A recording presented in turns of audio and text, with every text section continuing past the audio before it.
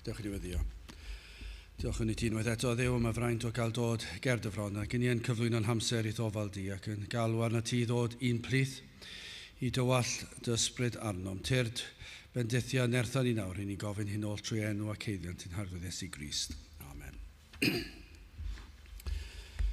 Croeso'n gwasanaeth ar ôl yr oedfa, fe fydd na baned drws nesaf yn y neuad. Atgoffa yn hoedfa nesaf pnawn Sul am hanner awr wedi 3. Wrth i'r casgliad gael ei gymryd gen i'r ganu emyn rhif 3 y drydydd emyn, molianed uchelderau'r nef, yr arglwydd am ei waith, a cherdded sŵn ei foliant ef trwy'r holl ddymderau maith. Gen i aros ar un heistedd i ganu'r emyn rhif 3.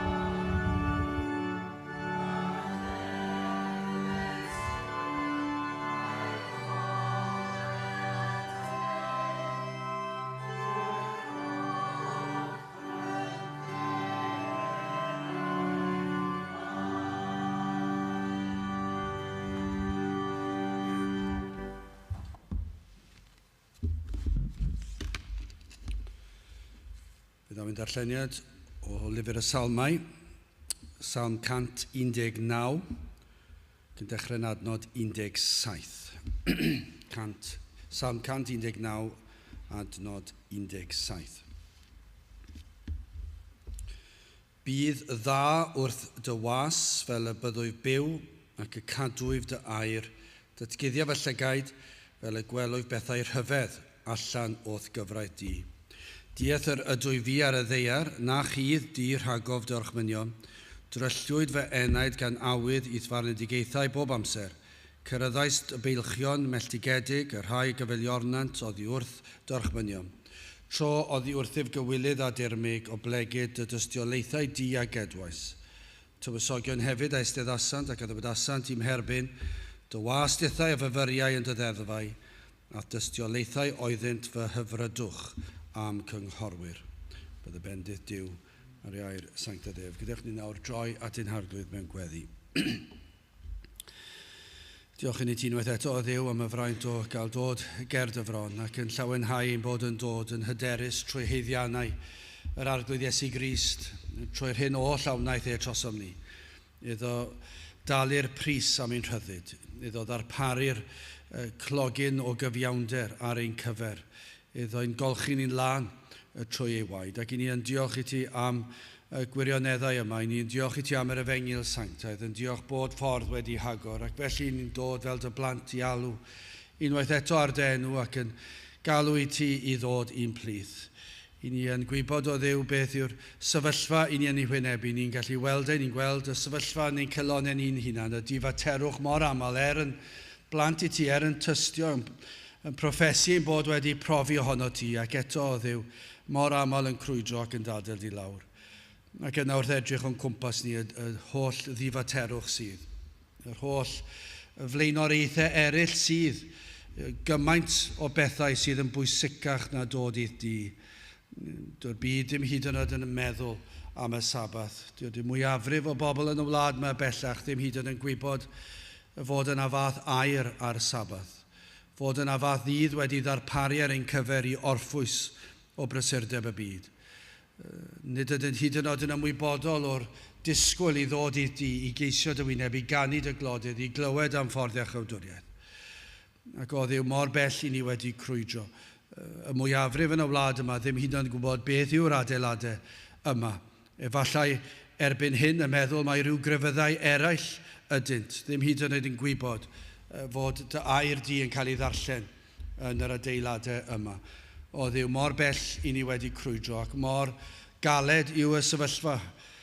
Ac eto o Dduw i ni yn gwybod, ein diffyg ffydd, ein diffyg dychymyg hyd yn oed, i ni'n ffeindio fe'n anodd i ddychmygu dyddiau gwell. Madden ni am hyn, gan ein bod yn gwybod y fod ti yn Dduw holl alluog. Mae ti a greais y byd yma, gyda'r gair o'r chymyn, fe ddath y bydysawd i fydolaeth, fe ddath yr hael a'r ser, y lloer o Dduw, i ni'n meddwl am yr moroedd, i ni'n meddwl am y mynyddoedd a'r bryniau'r anifeiliaid, i ni'n meddwl am bobl, yr holl beth yma rwy ti wedi ei creu, ac wrth i ti orchymyn, i ni'n gwybod fod y tywydd yn gallu newid ar dy air di, y cyfan yn dy ddwylo di, ac felly o Dduw, i ni'n gwybod dim ond i ti ddweud y gair, ac y bydd pobl yn dod i geisio dy wyneb, ac felly ni yn galw arna ti i drigarhau wrthym. I ni fel dy blant wedi dadl di lawr, ac hyd yn oed nawr yn yr holl argyfwng yma ni'n ei weld yn y wlad yn ysbrydol. Ac ein difaterwch ni yn hyn i gyd, i ni dal yn gofyn i ti o Dduw i faddau ni am ein caledwch ni ac ein cyflwr oeraidd. Maddau ni nad ydyn ni yn pledio ath ydi cymaint ag y dylsym, ac yn gofyn i ti i ddod lawr yn dy drigaredd, ac i fendithio dy bobl, i fendithio pregethiad y gair, y cael weld dyddiau gwell.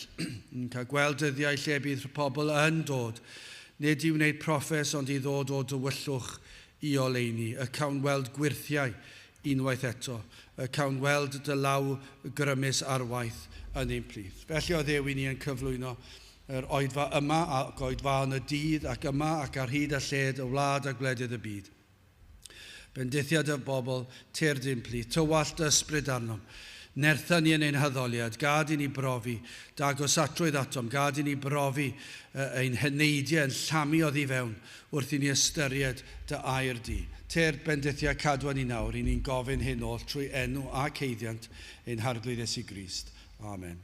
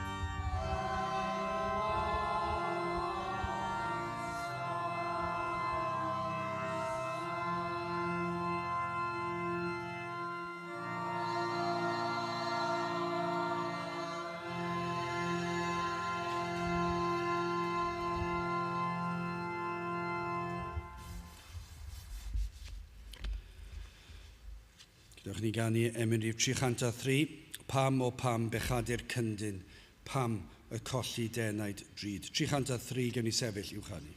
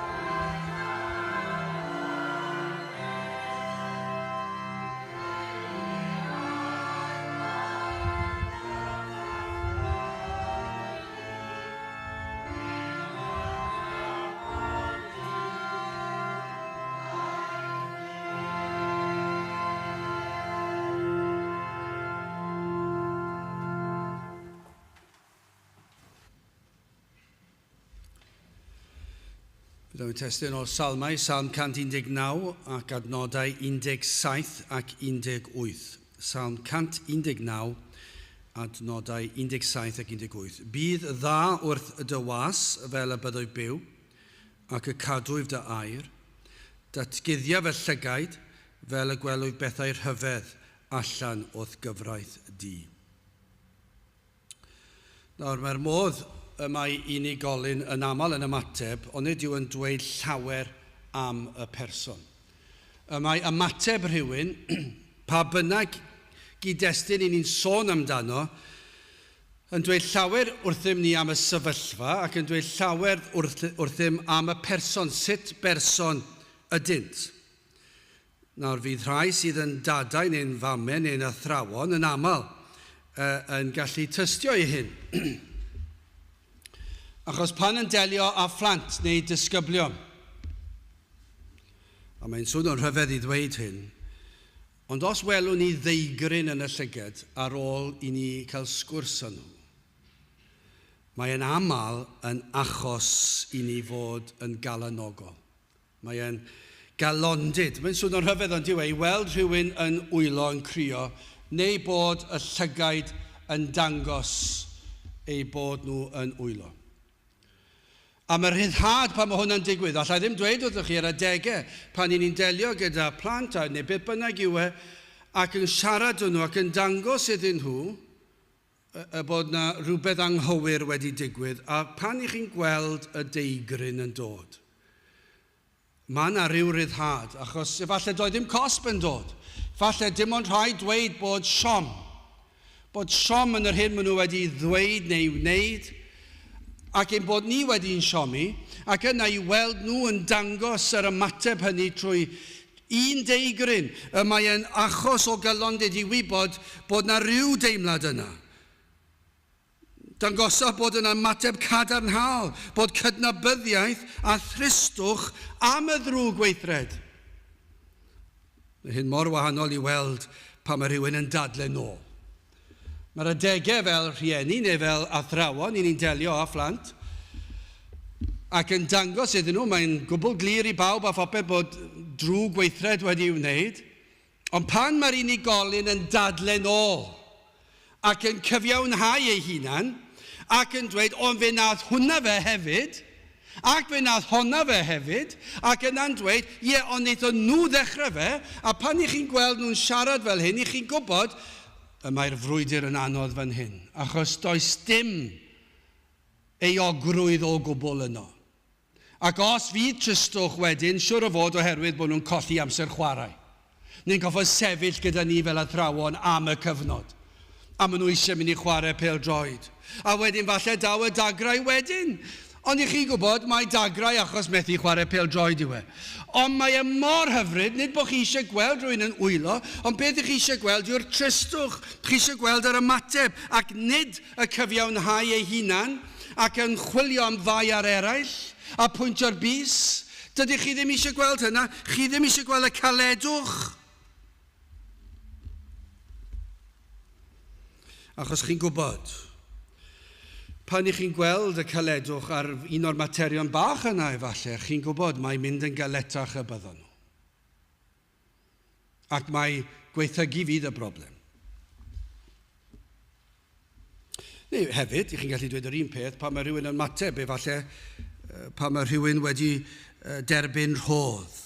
Mae'n hyfryd ond diwedd. Pan mae rhywun yn derbyn rhodd, falle ar ei penblwydd neu amser nadolig, ac os mae chi sydd wedi rhoi mae'n hyfryd i roi anreg ond diwedd, ond y cyffro pan i chi'n rhoi yr anreg yw i weld wyneb y plentyn pan yn ei gael falle ddim yn ei ddisgwyl Ac i chi'n gallu dweud yn syth, dyw'r rhain ddim yn gallu credu'r peth, ac maen nhw mor hapus, maen nhw mor llawen, a mae'n amlwg yn syth ac ar ôl bod nhw ddim yn gallu dal yr emosiwn i fewn, a mae yna rhyw lawenydd, gwerthfawrogiad, hapusrwydd, cyffro, a chi'n ei weld ar y wyneb ac yn y llygaid, ac mae'n hyfryd i weld.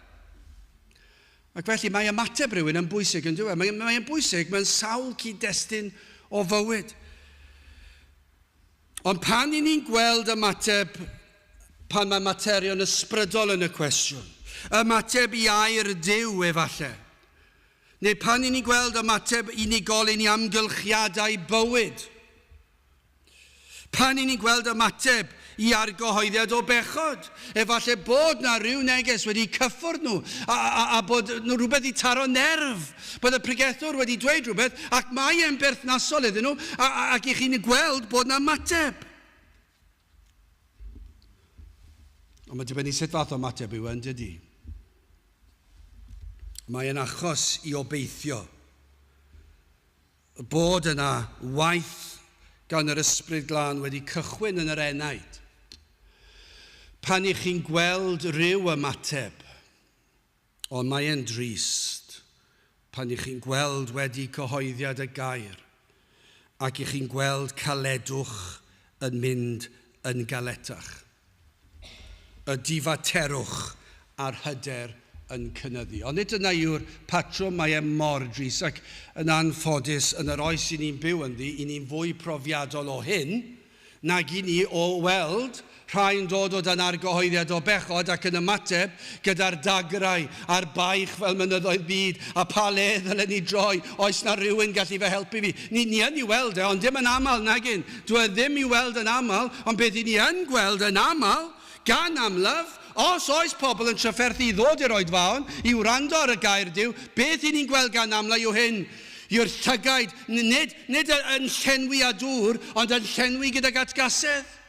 A chaledwch, ac yna mae'r caledwch yn mynd yn galetach, ac mae yna ystafnigo, mae'r difaterwch yn cynyddu, ond hefyd, sylwch hwn, yn aml, mae'r hyder yn cynyddu. Mae'r hyder mewn pechu yn cynyddu. A mae e'n dorcalon. Mae e wir yn dorcalon. Mae'r ymatebion yma mor bell o'i gilydd. Ond ni'n fwy profiadol ar yr ail un, ni'n fwy profiadol ar gweld ymateb mor drist.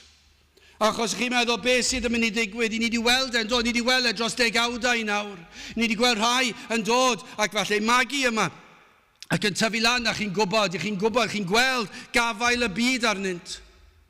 Ac efallai pan yn ifancach, efallai'n gweld ambell i oedfa, deigryn efallai, a rhywbeth wedi ysgwyd nhw, ofni nhw falle, ond falle dim byd mawr i weld, ond yna ar ôl blwyddyn o ddwy, a temptasiwn yr byd yn cynyddu, i chi'n gweld yr ymateb yn wahanol. Does dim deigryn yn agos bellach, achos nawr beth yw'r capel, beth yw'r pregethu nawr ydyn nhw, yw dweud hyn, chi ddim yn cael neud hwn, chi ddim yn cael neud y llall, ac maen nhw'n ystafnigol. Maen nhw dim ond yn gwrando ar yr agweddau hynny o'r neges, ac mae'n eu corddi nhw, ac mae'n eu caledu nhw, ond mae'n eu gwneud nhw'n hyderus. Mae pechod yn afiach o beth. Mae pechod yn gwneud rhywun yn galed ac yn hyderus. Ond nid felly'r salmydd. Am glywed gweddiau tebyg i'r salmydd. Dychmygwch, dyma beth i ni am. Yw i glywed pobl yn dweud hyn, bydd dda wrth dy was, fel y byddwyf byw. Ac y cadwyf dy air, datguddia fy llygaid, fel y gwelwyf bethau'r hyfedd allan o'th gyfraith di. Dyna beth i ni'n dymuno i weld. Ni eisiau gweld ymatebion felly yn dydyn ni. Dyna beth i ni eisiau brofi. Dyna beth i ni'n gweddio amdano, ond nid dyna beth i ni'n ei weld gan amla. Pryn yw'r rhai sydd yn siarad fel y salmydd, ychydig yw'r rhai sydd yn gofyn i Dduw am weddiau fel hyn. Wel, gadewch i ni'n gyntaf edrych ar yr adnodau yma, ac yn gyntaf apel yr enaid yn ail. Agoriad Llygad ac yn drydydd angen heddi. Wel, yn gyntaf apel yr enaid. Mae e'n apelio ar Dduw, am apel yw hon. Nid oes dim gwell gellir gofyn amdano. Os ych chi eisiau gwybod beth dylech chi ofyn amdano, mae gofynnwch beth mae'r salmydd yn gofyn amdano. Os ych chi eisiau gwybod beth dylech ni weddi amdano, darllenwch y salmau, darllenwch Salm 119. Mae yna bentwr o bynciau gallwch chi weddi amdano, ond yr un yw'r cyfeiriad. Ac yn ni'n gweld fan hyn, does dim i gwell. Apel a ddaw yn unig o ganlyniad i drigaredd Duw. Mae hwn yn arwydd fan hyn o waith yr Ysbryd Glân. Mae e'n apelio ar i Dduw roi bywyd iddo. Bydde fe ddim wedi gallu apelio yn y lle cyntaf ond i bai am ras Duw. Ond am arwydd, mae e'n llawn cyffro. Yr eiliad mae rhywun yn gweddio hwn, bydd y dda wrth dy was. Ac i chi'n gwybod bod yn dod o'r galon. Does dim apel gwell. Ni ddim yn gofyn am ddim byd arall. Be ni'n gofyn fan hyn yw'r materion mae Duw am roed i ni. Mae'n gofyn Duw, bydd dda i mi. Bydd dda wrth y was. Fel y byddai byw, dwi'n farw. Mae angen i fi fyw. Bydd dda, dangos i mi dyddaioni a helpa fi fyw. Achos dwi'n gwybod beth yw fy nghyflwr i. Mae'n apelio ar i Dduw roi bywyd iddo ac i agor ei lygaid, i agor llygad i enaid fel y weddi o Dduw graslon agor llygad fe enaid i weled fy angen am grist. Os ych chi am gofyn i rywun i apelio ar i Dduw i wneud unrhyw beth iddyn nhw, dechreuwch fyna. Os i ni ddim yn gwybod beth i ddweud oedd bobl y byd, os i ni ddim yn gwybod beth i ddweud oedd pobl sy'n proffesu, ac i ni ddim yn siŵr, dwedwch hwn, allech chi ddim gofyn dim i gwell ydyn nhw, dwedwch hwn wrth y bobl yna. Gweddiwch o Dduw graslon, agor llygaid fy enaid i weled fy angen am grist. Yn sicr i chi, bydde unrhyw un sy'n Gristion yn hapus gyda'r cyngor yna. Achos dyna yw awydd y Cristion, o Dduw graslon agor Llygad fe enaid. Os yw trwy bechod fel Llygad wedi dechrau cael fel Cristion hyd yn oed, os ydw i wedi gwrthgilio agor fel Llygad, gad i fi weld Crist, gad i mi gael y tan yma ar fflam yn fy nghalon unwaith eto. Dyna be fydde natur y Cristion, a dyna be fydde'r cyngor i'r proffesor gwag. Ac os yw'r proffesor gwag yn gwrthod ac yn dweud pam i chi mentro dweud y fath beth wrthai, yna'r unig canlyniad allan i ddod ato yw, maen nhw'n golledig, dyna'r unig beth allan i ddod, allai ddim meddwl am unrhyw beth arall. Os oes unrhyw un yn mynd i gwestiynu hwn, dyma yw natur y salmydd trwy gydol i fywyd e. O'i gadwedigaeth, o'i achawdwriaeth e, o'r eiliad ddath yn blentyn i Dduw, yw'r un yw'r faich trwy gydol i fywyd.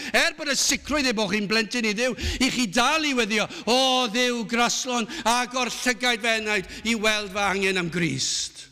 Paid a gadael i fy Llygad dechrau cau. Ond dyma'r man cychwyn, dechreuad bywyd, dechreuad pererindod, dechrau'r daith tuag at y nefoedd. Dyma'r angen enfawr, yr angen am fywyd. Mae mor bwysig, yn dwi? Mae bywyd yn hanfodol.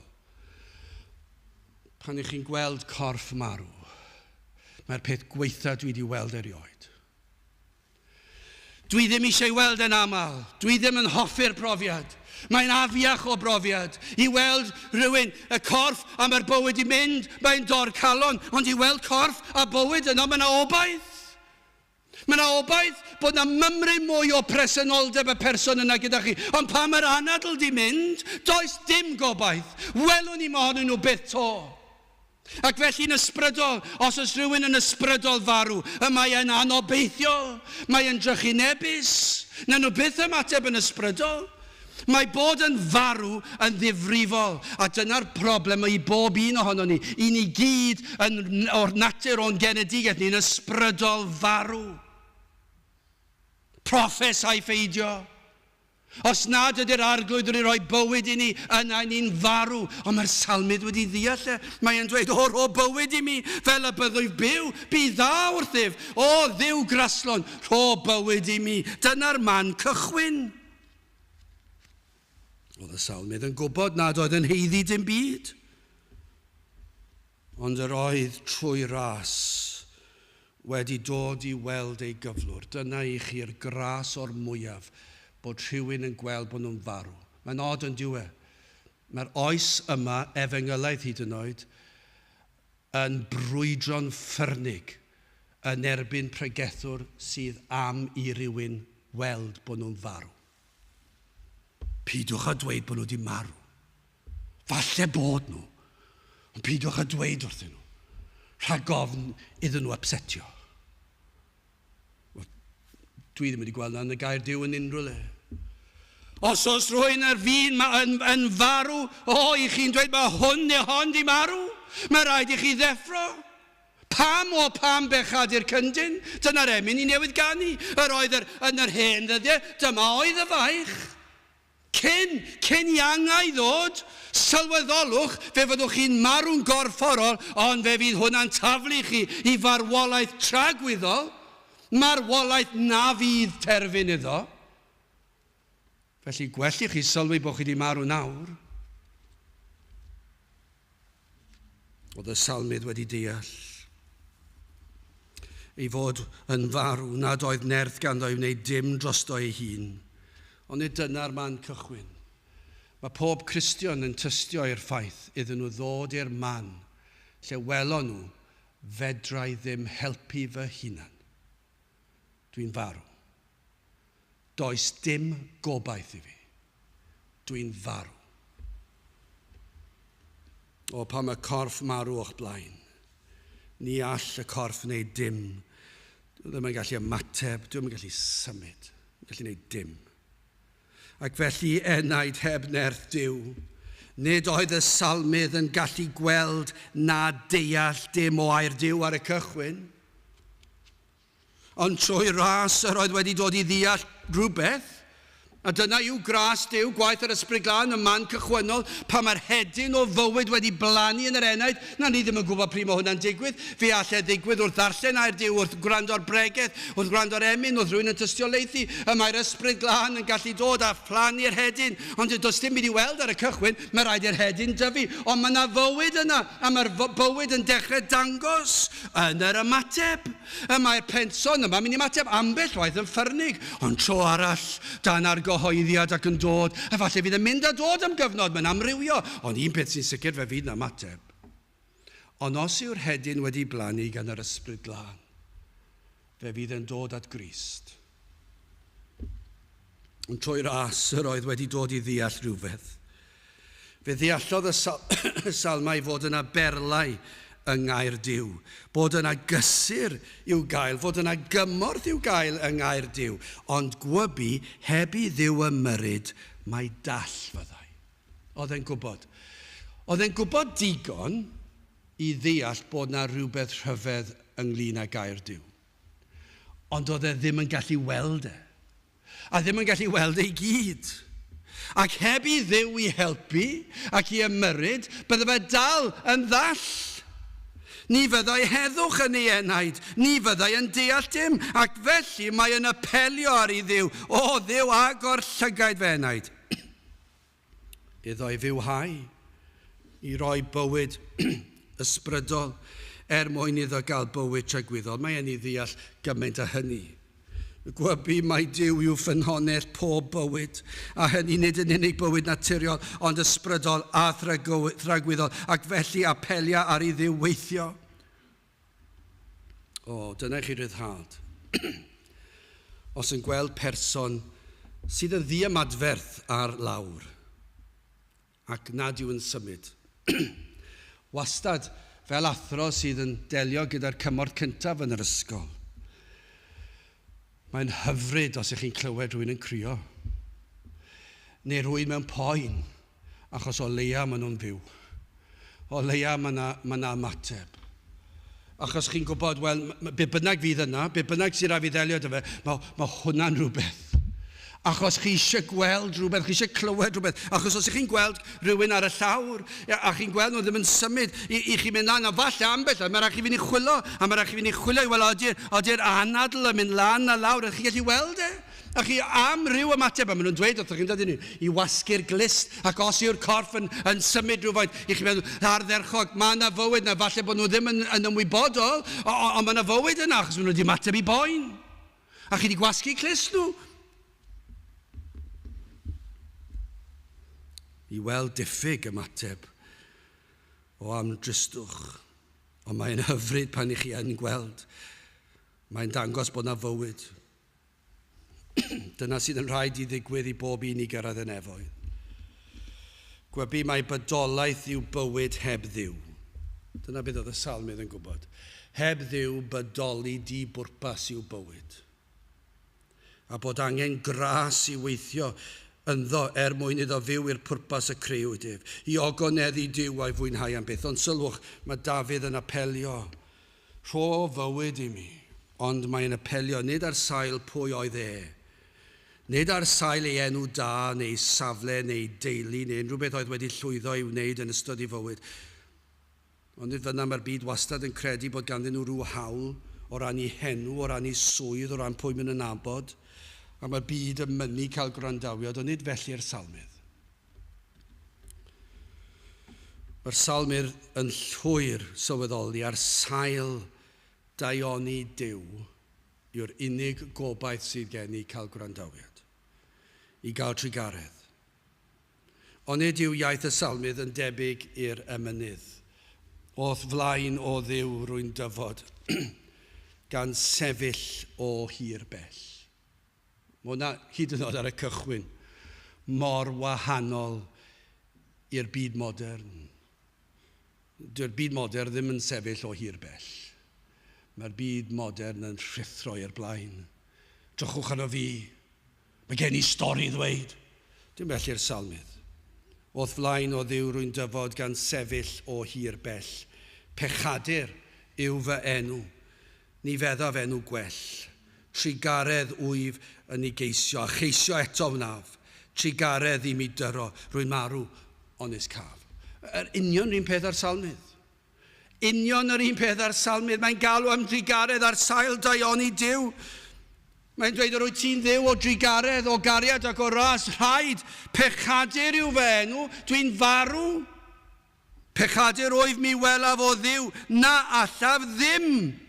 Rwy'n dlawd, rwy'n frwnt, rwy'n eog o bydd, drigarog im. Rwy'n addef nad oes gennyf, drwy mywyd hyd fy medd, o hyd ond gweiddi pechais, nid o'i fy'n heiddi hef, dwi ddim yn mynd lan at Duw, o Dduw, dwi'n apelio a thi, ond gyda llaw, wyt ti'n gwybod pwy ydw i? Dwi'n grefyddwr, dwi'n gwybod yr emynau, dwi'n gwybod yr adnodau, dwi'n mynd i'r capel, dwi'n di dysgu yn yr ysgol Sul, dwi'n rhoid i'r trydydd byd, dwi'n helpu'r tlawd, mae pawb yn meddwl yn fawr amdana i, dwi'n uchel fy mharch, dim byd o'r fa, pechadur wyf.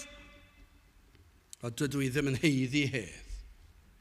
Mi glywais gynt fod Iesu a'i fod felly nawr yn derbyn publicanod a phechaduriaid mawr o derbyn arglwydd derbyn fi hefyd gyda hwy a maddau'r holl anwiredd heb gofio'r camwedd mwy. Ond nid dyna'r iaith i ni'n sôn amdano. Ond nid dyna beth i ni am brofi. Ein bod ni'n dweud o Dduw, apelio ar Dduw, nid ar sail pwy ydw i. Yr wyt ti'n drigarog ac yr wyt fi'n frwnt. Ond maddau i mi, rho fywyd i mi, achos heb hwn does dim gobaith. Wel, gyda chi symud ymlaen, Agoriad Llygad, pan mae Duw yn gweithio yn ei ddaioni, ac yn ei ras, ac yn ei drigaredd. Be sy'n digwydd? Wel, am waith pwerus a wna. Mae gwaith yr holl alluog pan mae'n gweithio yn ei ras ac yn ei ddaioni. Fe ddaw ag enaid allan o farwolaeth i fywyd. Oes unrhyw beth fwy na hyn i gael? Oes unrhyw weithred fwy rhyfeddol na dod â rhywun sy'n farw yn fyw? A fwy felly, ni'n gwybod fod yr Iesu wedi gwneud gwirthiau yn dod â pobl yn ôl o farwolaeth i fywyd, ond yn ysbrydol mae'n fwy o gamp. Achos mae caledwch pechod yn afiach, a mae'r gafael mor dyn. Pan i chi'n gweld pan mae'r gair yr efengyl yn effeithio rhywun, a mae'r efengyl yn dod, mae'r geiniog yn syrthio i le, mae'r atgasedd, mae'r caledwch, mae'r difaterwch yn cynnyddu tu hwnt i bob disgrifiad. Ac felly, pan mae'r arglwydd yn gweithio ac yn dod â rhywun o farwolaeth i fywyd, mae'n anhygoel, mae'n wirthiol. Pan mae'n agor Llygad, oedd yn ddall, yn nawr i weld ac i ddeall ac i werthfawrogi. Gynt, nid oedd yr unigolyn, nid oedd y salmydd yn deall na gweld dim. Doedd ddim yn gweld dim prydferthwch yng ngair Duw. Ond ar ôl gwaith Duw ar yr enaid am newid. Fi'n gwybod beth chi'n mynd â pherson lan unrhyw un o fynyddoedd Cymru. Da chi'n lan i ben y fan. A rhywun sydd erioed wedi bod o'r flan, neu lan o'r Wyddfa, neu le bynnag. Ond bod chi'n rhoi gorchydd o gwmpas i llygad nhw.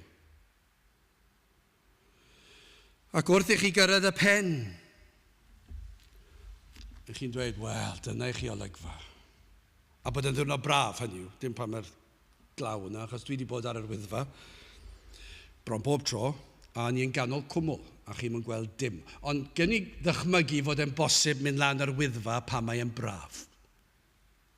Fi'n credu bod e'n bosib, achos dwi wedi gweld lluniau. A chi'n mynd lan i'r top, ond dychmygwch bod rhywun â gorchydd dros y llygad. Ac ddim yn gweld dim, ond mae'n brydferth, ond diw, mae'n brydferth, mae'n anhygol. Ac o'i flaen fod na fryniau a mynyddoedd, coedwigoedd, y môr yn y pellter. A falle mynd i wedi brych i mynd lan, neu falle machlyd, neu'r wawr, neu beth bynnag. A gyda'r machlyd, fod na liwiau. Dyna chi liwiau sydd pan yna fachlyd. Porffor, oren, coch, melyn. Mae pob beth glas, ti'n bach o las. So chydig o gymylau, mae ti'n bach o lwyd a gwyn. Mae'n anhygoel. Os ych chi'n arlunydd, licen i fod yn arlunydd, ond dydw i ddim yn agos i fod. Ond bys ni'n licio gallu peintio yr olygfa pan i chi ar ben a gweld y wlad, a'r môr, a'r machlud. Ac yna, yr adar, a'r anifeiliaid. A maen nhw gyd o gwmpas, a chi ar ben y mynydd, ond mae gorchudd dros eich llygaid. Fyddwch chi'n gweld dim. Fyddwch chi ddim yn gwybod beth yw'r ffys. Byddwch chi ddim yn siŵr beth sy'n mynd ymlaen. Fyddwch chi'n dweud, wel iawn, digon teg, mae'n digon neis. Ond na gyd dwi'n gweld y tywyllwch, does dim byd yno.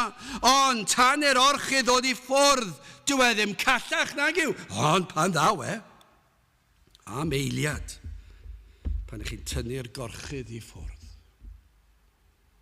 Dychmygwch. Petach chi cofio mynd i'r fynydd yn y Swistir ac yn anffodus oedd hi'n gymylog. Wel, o'n i ddim. Ges i weld llun ar ôl i ni ddod lawr. A dyna chi wahaniaeth, licio ni fod wedi weld e. Anhygoel. Dwi'n credu petai e wedi bod yn braf, mi fydde fe wedi cymryd fy anadl i weld y mynyddoedd yn y Swistir, Copaon, a'r eira, a'r awyr las, ond weles i mon o fe. Ond petawn ni. Ond mae'n rhywbeth tebyg ond diwe. Achos dyna i chi eiliad pan i chi'n gweld rhywbeth. A mae'r anadl i mynd. Ond am eiliad, felly pan mae'r ysbryd glân ar waith yn agor llygaid enaid. Pan mae'r anadl o fywyd yn dod. Pan mae'n clywed falle am y gyfraith. Pan mae'r ysbryd glân ar waith. Mae yna rhyw olwg newydd yn dod. Doedd e ddim yn bosib o'r blaen achos roedd yn farw. Ond nawr bod yr ysbryd glân ar waith, mae yna newid wedi digwydd a nawr mae'r pregethu'r gyfraith hyd yn oed yn wahanol. Mae rhaid pregethu'r gyfraith. Ac mae'n condemnio. Mae'n rhan o'r brofiad yn diwedd.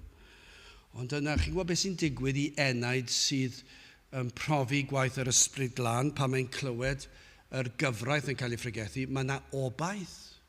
Mae'n od yn diwedd. Dwi ddim yn gwneud synwyr. Y gyfraith a'r safon yw perfeithrwydd, ond yna rhywsut o deimlo'r condemniad a'r eogrwydd ac yn dod mor fyr o'r safon, yna rhywsut mae'n dechrau ffeindio bod gobaith. Beth yw'r gobaith? Mae'n gweld pen draw'r gyfraith a mae'n clywed fod Iesu Grist wedi cadw'r gyfraith yn ei lefe. Ac yna mae e fel petai yn meddwl, mae e fel tynnu'r gorchydd i ffwrdd ac yn gweld mynyddoedd Cymru a'r moroedd a'r machlud a'r un eiliad ac yn gweld yr anifeiliaid i gyd a prydferthwch y peth. Be mae'n ei weld? Pan mae'n clywed bod Iesu Grist wedi cadw'r gyfraith yn ei le, dyna i chi eiliad, mae bywyd yn dod iddo fe ac yna mae'n clywed fod Iesu Grist wedi cymryd y gosb ar y groes yn ei lefe. O'r llawenydd sydd yn llifo trwy enaid yr fath berson. Pan mae'n dod i weld be mae Crist wedi wneud drosto fe, dyna beth mae'n digwydd, dyna beth mae'r salmydd yn ei brofi. Yn dod i weld rhyfeddodau gair Duw, yr addewidion y proffwydi. Allwch chi ddychmygu rhai o'r iddewon cyfnod Crist pan deithon nhw'n Cristnogion. Yn sylweddoli, dyna beth oedd Eseia'n golygu. Am Crist oedd Eseia'n sôn. Am y Meseia, nid milwr ar gefn ceffyl ac yn lladd pawb ac yn mynd â ni o nerth i nerth. Am Iesu Grist yn marw ar y groes oedd e'n sôn. Pan nhw'n cofio beth wedodd Jeremia. Pan nhw'n cofio beth oedd Moses yn ei ddweud. Dychmygwch yr iddewon. A felly bydd yr salmydd yn dod pan oedd yr arglwydd yn goleio yr gyfraith iddo, goleio'r gair Duw iddo fe, ac yn dod i weld mwy a mwy o ryfeddodau, yn dod i ddeall yr Efengil. Dyna beth sydd yn digwydd am pregethiad gair Duw. Mae'r ysbryd glân yn dod i oleio'ch llygaid chi, yn dangos chi mwy a mwy o beth yw'r Efengil. Lle gynt, doedd dim byd yn ei plesio nhw. Doedd dim byd yn rhyfeddol. Yn gallu eistedd o oedfa i oedfa heb i'r rhyfeddu. Y cyfan yn ddiflas. Methu aros tan bod yr oedfa drosodd. Methu aros tan bod ni'n stopio canu'r emynau a llai fi mas y canu rhywbeth arall. Dyna sy'n byr byd. Ond nid felly'r salmydd. Wedi waith trigarog Duw weithio ar ei enaid. Fe ddechreuodd weld rhyfeddodau y proffwydolaethau yma. Daw darluniau'r Hen Testament yn fwy eglur. I enaid sydd yn profi ner Duw a daioni Duw ar waith yn ei enaid yn agor ei lygaid fwy at y rhyfeddodau. Mae'n gweld hanesion y mana o'r nef. Mae'n ei weld e, mae'n deall e, mae'n deall yr arwydd y graig, mae'n deall y cyfeiriad at y graig, efallai'n deall rhywfaint yn yr oes yma, ni'n dod i ddeall, am Iesu Grist chi'n sôn, dwi'n deall nawr, dwi'n deall fod Iesu Grist trwy'r holl Hen Testament, a'r sarf o'r bres, am Iesu Grist oedd yn sôn, mi roedd na sarf o'r bres, ond dwi'n deall nawr, mae Iesu Grist ath i fyny o fyna, ac fel yr Iddewon oedd wedi cael ei gwenwyno a marw, dim ond edrych o rhaid iddyn nhw'n wneud, ond nawr mi chi'n dod i weld, mae hwn yn arwydd o'r efengil. Eich bod chi'n farw ac yn mynd i farw'n dragwyddol heb i chi edrych i fyny. Ond os edrychwch i fyny, fe gewch chi'ch achub, fe fydd bywyd. A mae'r hewn yn dod trwy waith yr ysbryd glân. Gweld y pasg Iddewig yn deall wrth i'r oen cael ei ladd, a'r gwaed yn cael ei lifo, a'r ymgymeryd o'r cig. Mae arwydd oedd o'r pasg y Cristion, sef Iesu Grist ar y groes. Adnod 18. Datguddia fy llygaid fel y gwelwyf bethau rhyfedd allan o'th gyfraith di. Gad i fi ddeall dy air. Ond mae rhaid i ti ddatguddio'r peth. Mae rhaid i ti ddangos i mi beth mae dy air yn ei olygu. Mae rhaid i ti, achos dwi'n farw, fedrai ddim deall y peth fwyaf syml. Fyddai'n gwybod y straeon, allai ddweud wrthoch chi pwy o tad pwy a pwy o plentyn pwy, ond dydw i ddim yn deall yn ysbrydol. Rhaid i ti ddatguddio i mi. Ond pan tynnu'r y llen o dywyllwch sydd dros llygaid enau dyn, fe ddaw o weld dim byd ac yn cael ei ddiflasu, daw o ddifaterwch ac o falchder i weld y rhyfeddodau yma i gyd. Ond yn benna, fe ddaw i weld yr efengil am olygfa wrth droed y groes, pan fod enaid yn dod yn llwythog wedi blino heb obaith, wedi dod i weld ei heiddiant, nad oes ganddo hawl i ddim byd, ei eogrwydd, ond yna yn dod at droed y groes a dyrchafu ei lygaid a gweld un yno yn ei le. Ond nid dyna beth ddylai bod yn pregethu amdano trwy'r amser. Yw arwain enaid at droed y groes. Achos dyna'r unig obaith. Rhaid dod nôl at y groes. Chi am i'r enaid o dangos i mi rhyfeddodau. A beth yw'r rhyfeddodau mwyaf? Yr rhyfeddodau mwyaf yn yr Hen Testament oedd y proffwydolaethau a'r cyfan. Beth o'n nhw'n wneud? Pwyntio at Grist. Beth oedd Iesu Grist yn wneud? Cyflawni'r gyfraith, ond hefyd yn cael ei gosbi am ein methiant ni i gadw'r gyfraith. A mae e gyd yna, o Genesis hyd at Guddiad, mae e gyd yna, o dangos y pethau yma i mi. Pa mae'r enaid wrth droed y groes, Pryn yn gallu codi olwg, mae'n gweld Crist ac mae'n gweld y gwaed yn llifo lawr. Ac mae'n dioddef yn ei le a'r ffynon yma wedi agor ac fe wahoddir i ddod i olchi pob staen pechod i ffwrdd. Does dim byd gwell. A dyma yw'r unig ateb. A dyma yw'r neges wrth ddod at droed y groes, yn llwythog ac yn flinderog ac yn gweld ein heiddiant ni ac yn dweud, o byd drigarog i'm yn dy ddaioni, dangos daioni i fi, agor fy llygaid, rho fywyd i mi, gad i mi ddeall y rhyfeddodau. Dwi'n gwybod bod yna rhyfeddodau yna, ond gad i mi brofi ohonynt, gad mi weld mwy. A mae hyn oll oherwydd daioni'r arglwydd ei drigaredd iddo wrando ar apel yr enaid am drigaredd. Ond nid yw eto emyn arall. Yn credu mai dyma'r un i'n mynd i ganu mewn chydig o funudau. O sgwelir fi bechadur rhyw ddydd ar ben fy nhaith. Fe all y salmydd fod wedi ysgrifennu rhain. Dyma beth yw'r prawf, gyda bob emyn, allech chi ofyn y cwestiwn, a fydde Paul wedi gallu ysgrifennu'r emyn yma? A fydde'r salmydd wedi gallu ysgrifennu'r emyn yma? Ac os nad ydyn nhw, pidwch a canu nhw. Ond fan hyn, mae'n amlwg yn diwedd. Yn debyg iawn i'r salmydd, os gwelir fi bechadur rhyw ddydd ar ben fy nhaith. Rhyfeddol fydd y canu a newydd fydd yr iaith yn seinio buddugoliaeth am beth am iachawdwriaeth lawn, heb ofni colli'r frwydr na fore na ffrynhawn. Fe genir ac fe genir yn rhagwyddoldeb maith os gwelir un pererin mor llesg ar ben ei daith, a girwyd mewn tymhesloedd, a alchwyd yn y gwaed, a ganwyd ac a gadwyd trwy'r iachawdwriaeth rad. Ac yna'r bennill olaf. Llwch chi ddechmygu'r salmydd, ar ôl iddo weld I bechod ac yna iddo weld rhyfeddodau Crist. Os do fi drwy'r anialwch rhyfeddaf fyth dy ras, am hennau di lonyddwch rôl ganwaith golli'r maes, y maglau wedi ei torri, am traed yn gwbl rhydd, os gwelir fi fel hynny tragwyddol, foli a fydd. Union fel mae salmydd yn ei brofi, dyna be mae pob Cristion yn ei brofi. Does dim balchder fan hyn, does dim y fi fawr, does dim I chi'n gwybod pwy ydw I, dwi wedi wneud hyn a'r llall. Na, trwy ras yw'r cyfan. Ac dwi wedi methu tro ar ôl tro. Ond mae Duw yn raslon, mae wedi agor llygad fe, a mae wedi rhoi bywyd I mi ac ar hynny yn unig yw fy ngobaith. Wel, I orffen yn drydydd, a'r angen heddi. Ond I fydde'r ddwy adnod hon yn weddi hyfryd I ni weddio am ein gwlad ac am unigolion penodol. Gallech chi newid bydd dda wrth ein gwlad, fel y byddant byw, ac y cadwant dy air, datguddiad llygaid y bobl, fel y gwelant bethau rhyfedd allan oedd gyfraith di. Allech chi newid I Gymru gallech, achos y broblem yn fyd eang ac yn sicr yn ein gwlad ni I feddwl beth oedd yn ein gwlad ni, mae wedi hen fynd yn angof, does neb yn cofio unrhyw beth am y bendithion yma, ac felly os nad yw yn nawr yn amser I weddio hyn, o Dduw graslon, bydd dda wrth ein gwlad. Pam? Mae angen yn nhw fyw, pam yn nhw wedi marw?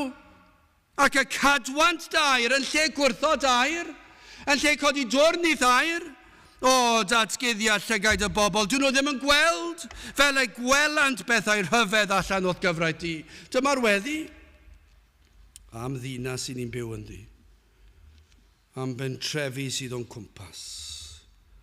Am wledydd sydd o'n hamgylch, am fyd.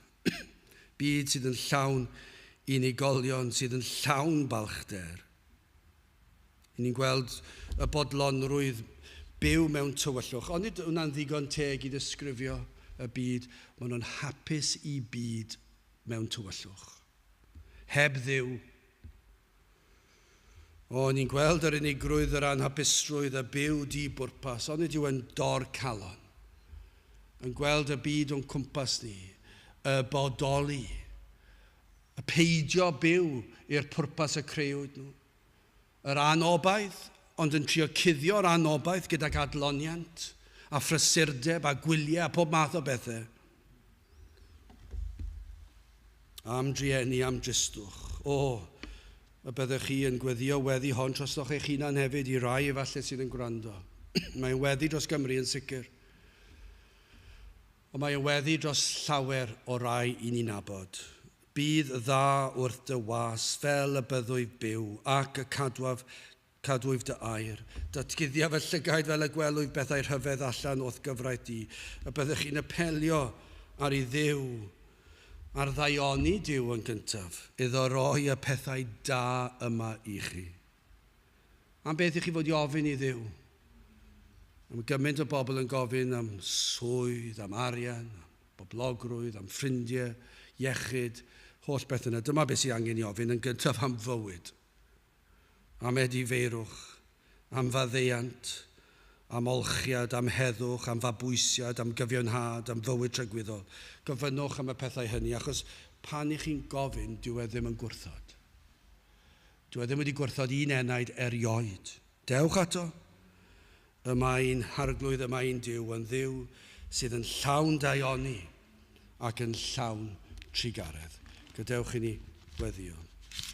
O Dduw, graslon I ni yn diolch I ti am dy ras ac am dy ddaioni ac yn galw arna ti dri garhau ac I weithio ar unigolion ac ar niferoedd ac ar wledydd, y cawn weld y lawr grymus ar waith yn wirthiol, yn agor yn llygaid y neidiau, yn plannu'r hedyn bywyd, terd gweithio, bendithia unwaith eto ac yn gweddio mai ti fydd yn cael yr holl fawl a'r clod. Bydd gyda ni nawr i ni gofyn hyn o trwy enw ac heiddiant ein Harglwydd Iesu Grist. Amen. Mae gadewch i ni ganu'r emynau i orffen 526 os gwelir fi bechadur rhyw ddydd ar ben fy nhaith. 526 gen i sefyll i'w chanu.